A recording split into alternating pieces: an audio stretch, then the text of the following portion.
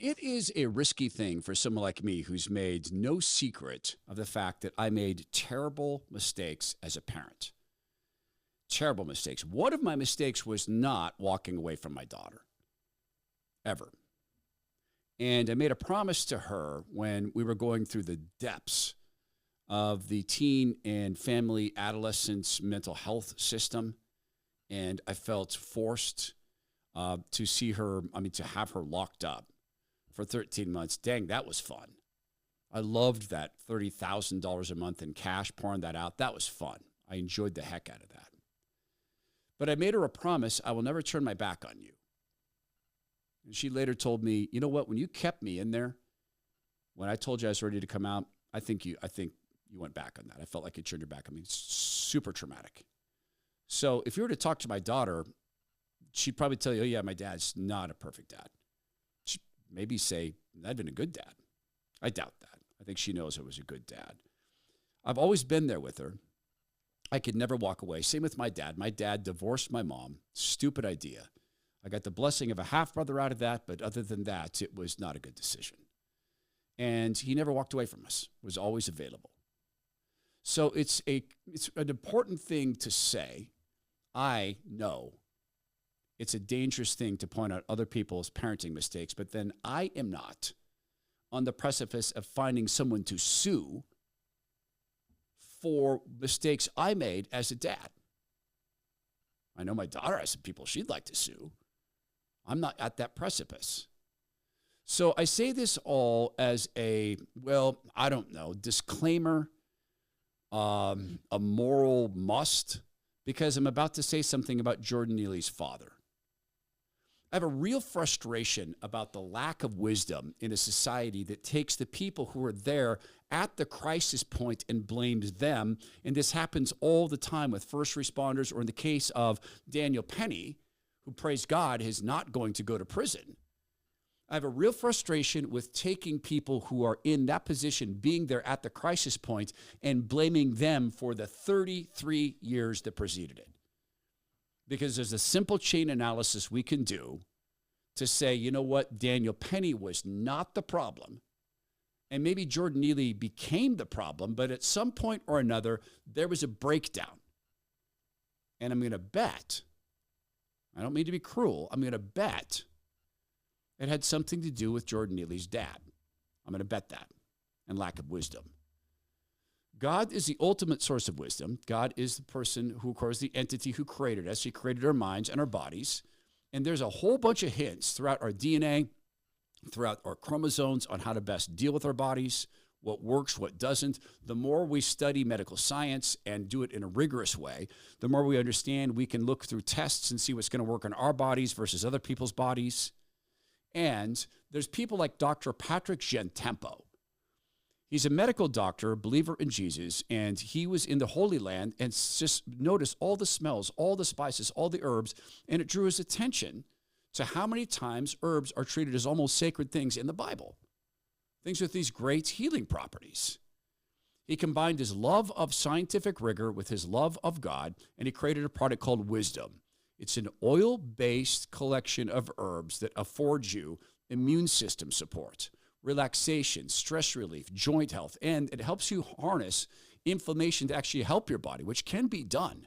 And it's done in an incredible way. Small batch, cold brewed, sound, and light wave infused. Try it. Go to trywisdomnow.com/Todd. You'll get 33% off and free shipping. That's trywisdomnow.com/Todd. You'll also get a 180-day money-back guarantee. Trywisdomnow.com/Todd.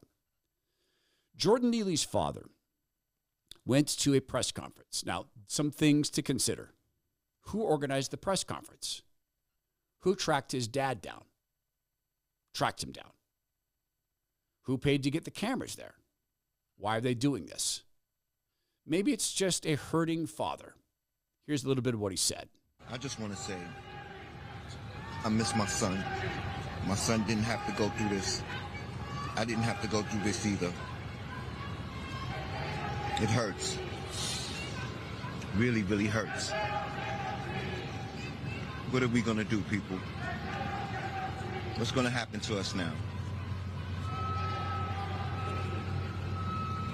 I Had enough of this. System is rigged. Mm-hmm. Come on, people. Let's do something about this. He almost seems sad. No, I mean, he almost seems sad. I don't know the man. I am not the judge. I can discern.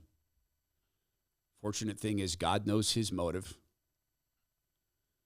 But the facts of this family are pretty clear. This dad walked away from Jordan Neely, his son, at a pretty young age. That's a huge predictor for a failure in someone's life, to have dad walk away. It institutes so much in a kid's mind. It institutes, gosh, if my own dad doesn't love me, maybe I'm unlovable. If my own dad doesn't love me, maybe I should be really furious. And the enemy, the liar, the thief, and the murderer from the very beginning, Satan will take areas where you have a soul wound, and man, he'll poke those throughout your life. So whatever that soul wound is, it's a deep, deep hurt. Satan will be there saying, well, of course you're unlikable. Look at this, your own dad walked away.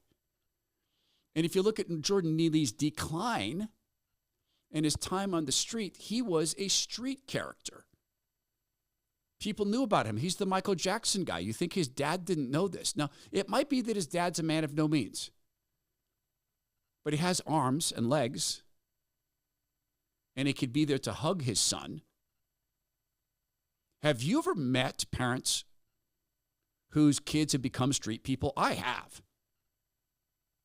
I know parents who can't have their kids in their house because their kids have become street people. They're adapted to that. It's the life they choose. But guess what they do? They go find them. They find them on things like their birthday and Thanksgiving and Christmas and Easter and sometimes regularly on the street when they can.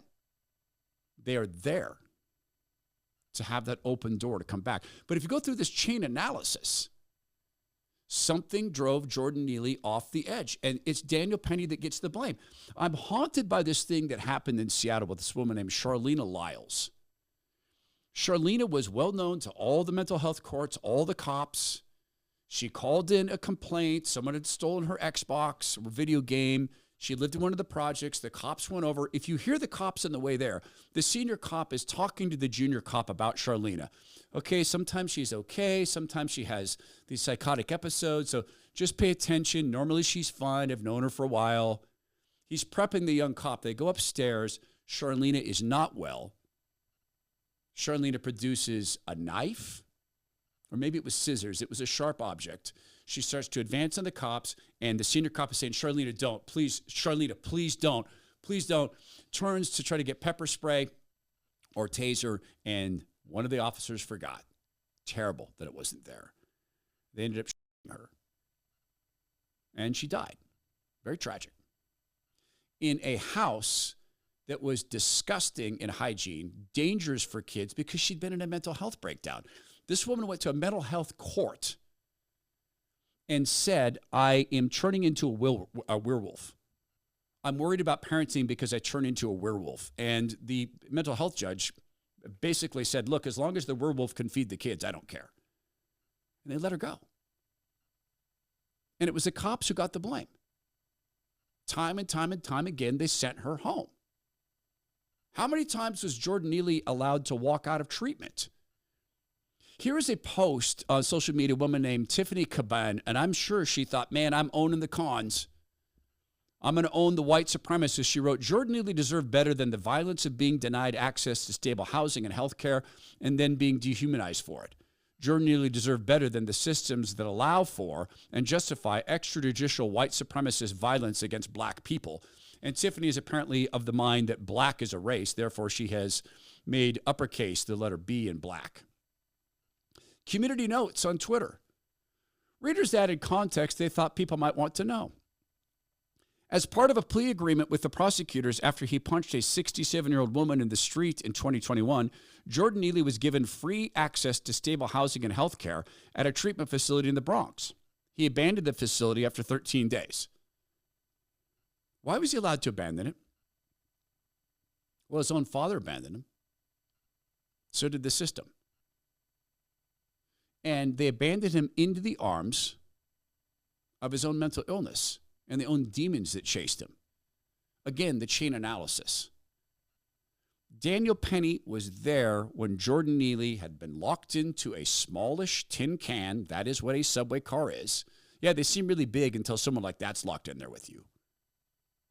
And a crisis moment. Jordan Neely saying he was willing to take the life of everybody on the train. And Daniel Penny and the black guy who helped Daniel Penny restrain Jordan Neely. Notice that the black guy's not put on trial? Notice that? They get the blame, or at least Daniel Penny does. Here's another instance. This is a TikToker talking about Jordan Neely and the savage lack of justice. Yet another white man has gotten off scot-free after a black man, and yet another politician claims that we need better mental health care, yet they conduct sweeps of homeless encampments and do nothing to provide housing, to provide health care, healthy food, clean water, basic things that people need to live a healthy life. Jordan Neely was a beautiful human being. He was an artist. He was a dancer who suffered from depression and PTSD from a traumatic past. And now he is dead. And Daniel Penny, who at the time was a 24-year-old Marine vet who knew how dangerous a chokehold could be, him. Jordan didn't hurt anyone before Daniel Penny choked him to death. Jordan Neely hurts more than a couple of people by sucker punching old people. Even the New York Times notes this. Even the New York Times notes that he was taken to Bellevue Hospital, kept for a week, and then let go. Even the New York Times notes this. The fact of the matter is this. It's a dangerous thing as someone who's made their parenting mistakes, appointed another person to say, it's your parenting mistakes that led to this, but you don't think this was a factor? And of course we know, don't you know why Jordan Neely's father suddenly misses his son so much? Of course you know why there were people gathered around them. Of course you know that why it was a press conference, because there's a lawsuit coming. Sure, Jordan Neely was not convicted of negligence. But there is another trial coming, a civil trial, with a lower bar. And they're going to try to take from Daniel Penny whatever money a retired Marine has. Oh, they'll probably go after the NYPD too, maybe the subway system. After all, you got to get yourself the deep pockets. And remember this, God Almighty absolutely knows their motives, every single one of them.